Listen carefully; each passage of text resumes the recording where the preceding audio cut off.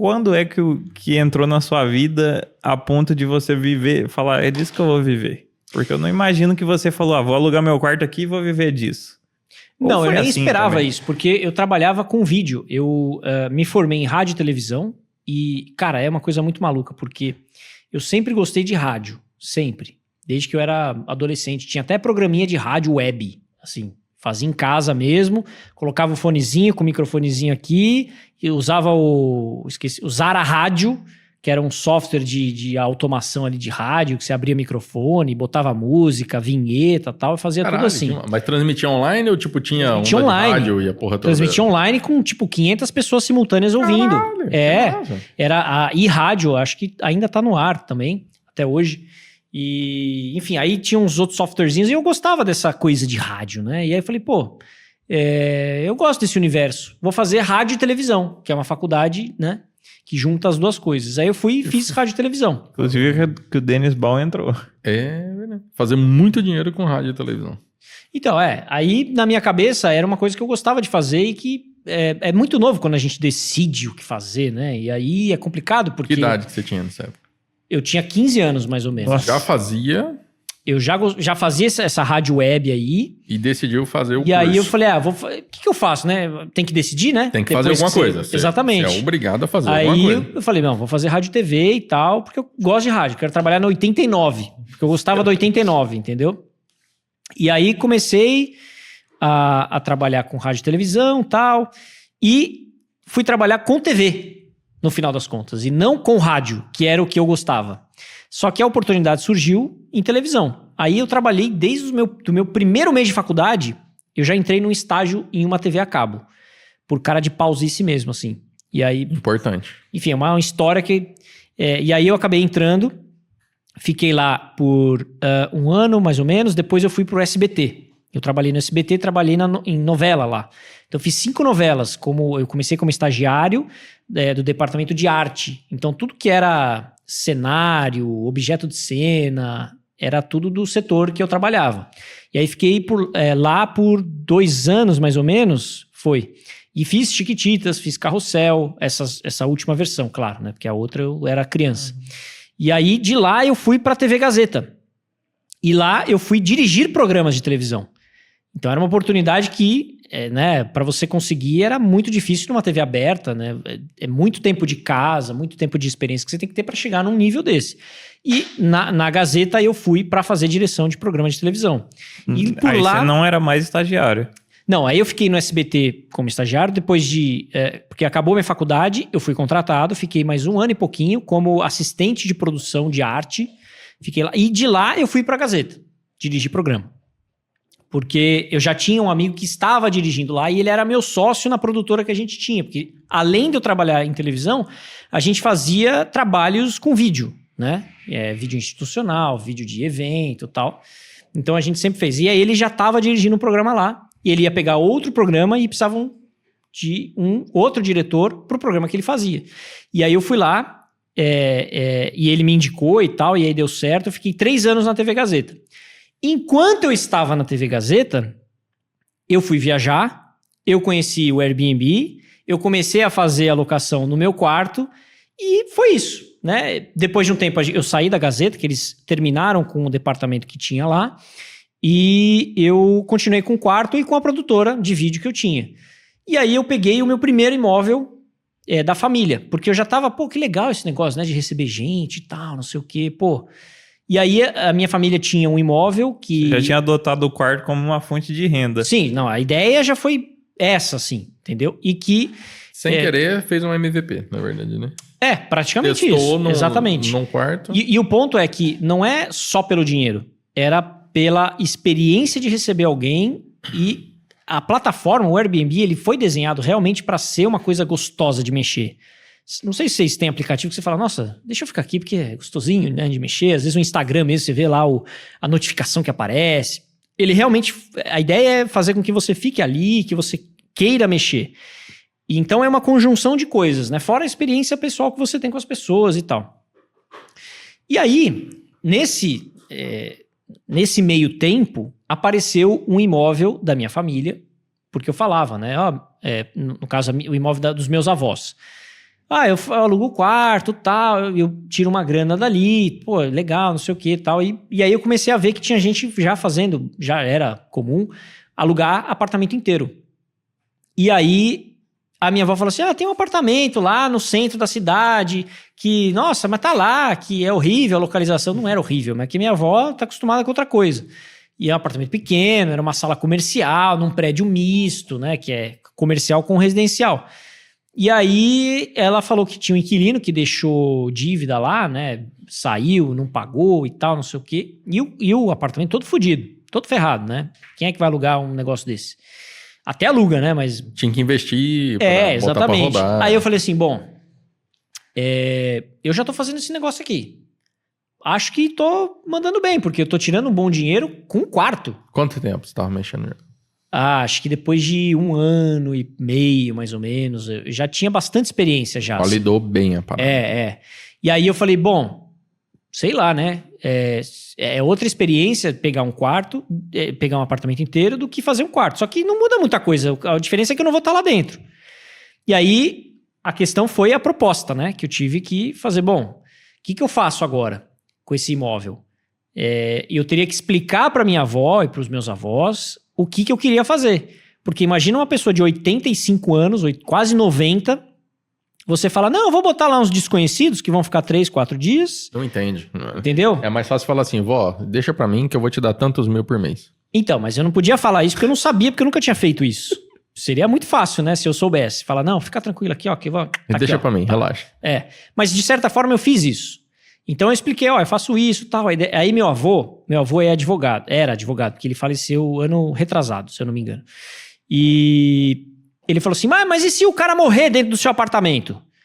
Dentro do apartamento. Advogado é foda, né? Advogado, claro. Eu piro nos advogados. Aí eu falo, puta, não sei, vou chamar a ambulância. É o máximo que eu posso.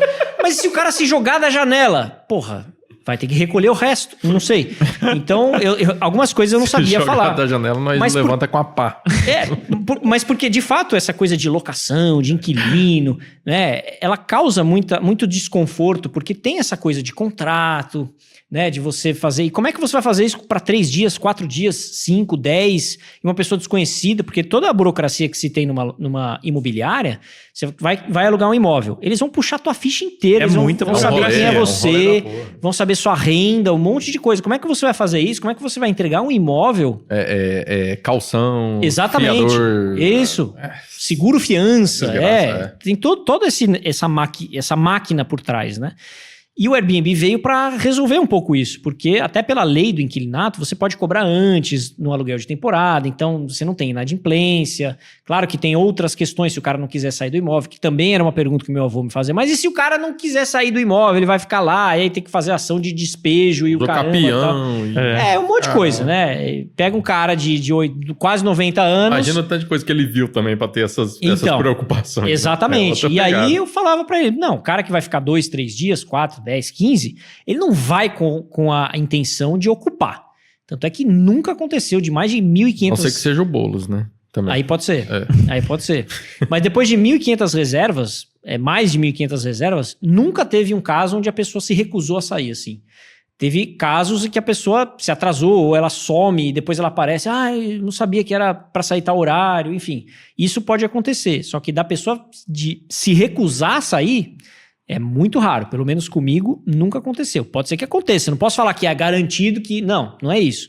Mas aí eu fui explicando para eles como é que funcionava a plataforma toda e tal, e eles... Beleza. E aí eu me propus a reformar o apartamento inteiro. Reformar e mobiliar.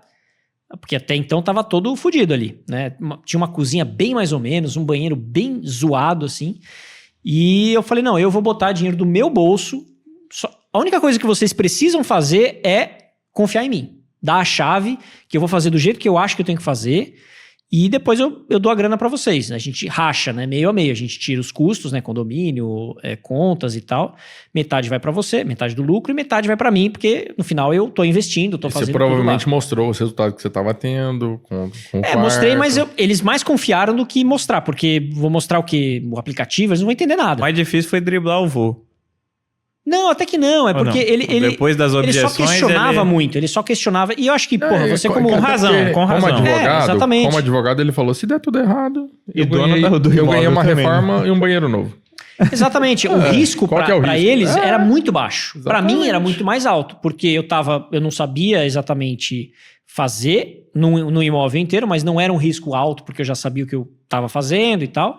E eu ia até em eventos que o próprio Airbnb criava, ele tinha uns eventos, né? Na época que o mundo era normal, tinha uns eventos que o próprio Airbnb organizava para falar sobre condomínio, para falar sobre como é que o cara faz, e X, Y, Z. Aí eu cheguei em um desses eventos achando que, pô, legal, né? Vou falar com o pessoal que faz também, né? Airbnb e tal. Cheguei lá, tinha os caras com cobertura, os caras com apartamento com vista para não sei o quê, e eu com quarto, assim.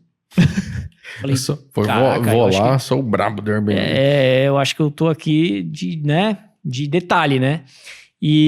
Mas enfim, aí eu peguei esse primeiro imóvel, reformei, tem até vídeo no canal sobre esse primeiro imóvel que eu falo, mostro como é que era, como ficou, e até hoje ele tá rodando. Inclusive, essa ligação que eu recebi aqui foi de um problema que aconteceu no chuveiro lá, Pronto. desse imóvel Que especificamente. já tá resolvido, inclusive, se você quiser arrasta pra cima, tá disponível. E aí eu investi esse dinheiro nesse imóvel e beleza, começou a rodar super bem e tal, e eu falei, pô, consegui fazer esse negócio aí funcionar. Legal isso, hein? Gostei da dinâmica aí do negócio, da grana que ele dá e tal. E aí eu consegui... aí eu falei assim, bom, eu agora quero expandir. Quero pegar mais um imóvel, né? Mas como é que eu vou fazer isso? Eu tinha 26, né? Ok, eu tenho 31 agora. Não foi tanto tempo atrás. Mas uma pessoa com 26 anos, para comprar um imóvel, é mais difícil, né? E aí eu falei, bom, e se eu pegar um imóvel de alguém... Essa pessoa aluga para mim, eu vou lá, mobilio esse imóvel e eu subloco. Eu alugo ele inteiro para alguém, né? E eu pago um fixo para o proprietário desse imóvel. E aí, no mesmo prédio, eu já sabia quanto que eu ganhava com aquele imóvel da minha avó. Eu já sabia. Então eu falei, bom, se eu conseguir um outro imóvel nesse mesmo prédio, eu já sei que eu posso conseguir tanto. Só pra galera ter uma ideia. Tipo, se ela alugasse direto para um inquilino fixo, ela ganharia X naquele imóvel. Isso. Se você alugasse, você gerenciando pelo Airbnb, isso dava X mais... Podia dobrar. Só que como a gente dividia o lucro, então Excelente. ela acabava meio que tendo o mesmo valor. Mas como você não teve que investir no imóvel, era... No da minha avó eu investi. No da minha avó eu investi. Investiu para mobiliar, reformar Isso, e tal. exatamente. Mas você não tinha investido o valor do imóvel. Não. Então ela recebia o que ela receberia num aluguel normal e você recebia um absurdo em relação ao valor que você investiu.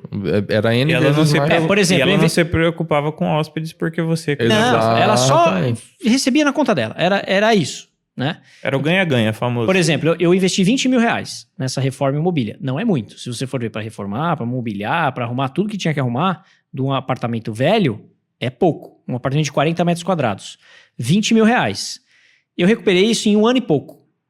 Demorou um pouquinho, né, pra eu recuperar. Só que ela, a minha avó, já estava recebendo o dinheiro que era metade combinado, porque era metade para ela e metade para mim, para eu me pagar, né? E a metade dela era equivalente a um aluguel normal. Era um aluguel normal. Porque se a gente dividia em 2, às vezes, tinha mês que era 3 mil reais líquido. Então era 1.500 para ela, 1.500 para mim, por exemplo. E assim por diante. Tinha mês que era menos, tinha mês que era mais, e assim vai.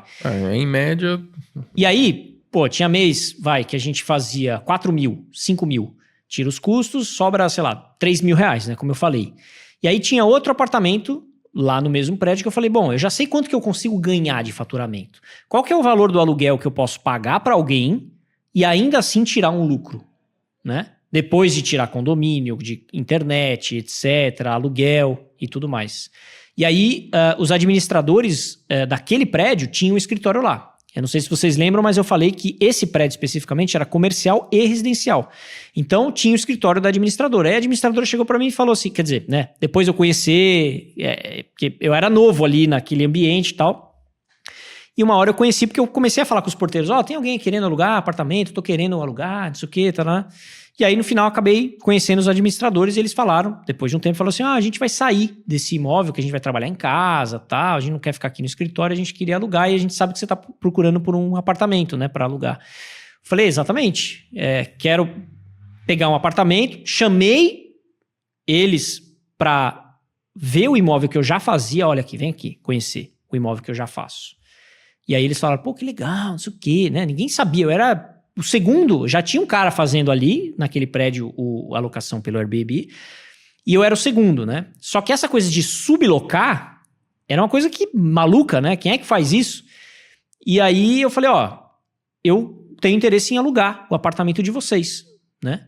Já que vocês vão sair, vão desocupar. Cheguei lá, tinha uma baita de uma vista sensacional, assim, do centro da cidade, que é no 18º andar e tal.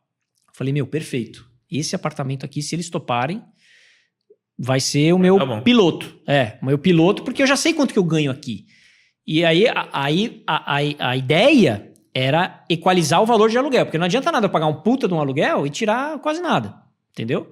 Só que também tem que ser bom para eles, porque também não adianta eles me darem de graça o apartamento ou por muito pouco, porque eles vão ficar insatisfeitos.